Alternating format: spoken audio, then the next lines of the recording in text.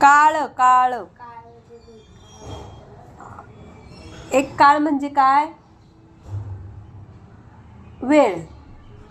काळ म्हणजे काय? वेळ. आणि दुसरा काळ म्हणजे काय? मृत्यू. काळ आला होता पण वेळ आली नव्हती बोलतात ना. काळ म्हणजे काय? मृत्यू आला होता परंतु त्या वेळेला वेळ आली होती का? नव्हती, म्हणून तो माणूस वाचला असं बोलतात, बरोबर ना. काळ म्हणजे मृत्यू आणि काळ म्हणजे वेळ. दुसरं जीवन म्हणजे काय? माझ्या जीवनात खूप अडचणी आहेत. जीवन म्हणजे काय? 10:30. जीवन म्हणजे काय? आयुष्य. आणि दुसरं जीवन म्हणजे काय? जल ही जीवन हे. म्हणजेच काय? पाणी हेच जीवन. पाणी म्हणजे जीवन आणि जीवन म्हणजे जीवन. जीवन म्हणजे आयुष्य आणि जीवन म्हणजे पाणी. काय? द्विज. द्विजचं सांगितलं होतं ना तुला. द्विज म्हणजे काय? पक्षी आणि ब्राह्मण. सुमन म्हणजे काय?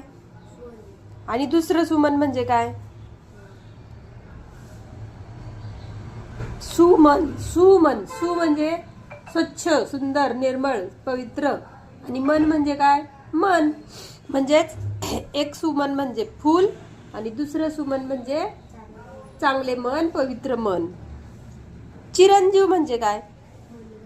चिरंजीव म्हणजे मुलगा. आणि दुसरा चिरंजीव म्हणजे काय? तुला माहिती आहे चिरंजीवी? चिरंजीवी म्हणजे साऊथचा हिरो नाही. दुसरा चिरंजीवी म्हणजे कोण? हनुमान. अश्वत्थामा. हा मग हे चिरंजीवी म्हणजे काय? आशीर्वाद देतात, माहिती तुला? काय बोलतात? चिरंजीवी भव बोलतात. ऐकलंय का कधी? आशीर्वादामध्ये चिरंजीवी भव म्हणतात. म्हणजेच काय? अमर, दीर्घायुषी. म्हणजे काय? लहान मुलं कोणी पाया पडला पण एक कोणाच्या जर मोठ्यांना नमस्कार केला तर ते काय बोलतात? चिरंजीवी म्हणजे दीर्घायुषी हो. काय? दीर्घायुषी हो बोलतात. म्हणून चिरंजीवचे अर्थ दोन. कोणते? एक चिरंजीव म्हणजे मुलगा. कोणाचा? जसं की हा माझा चिरंजीव आहे असं बोलतात ना कोणाला सांगताना, है ना.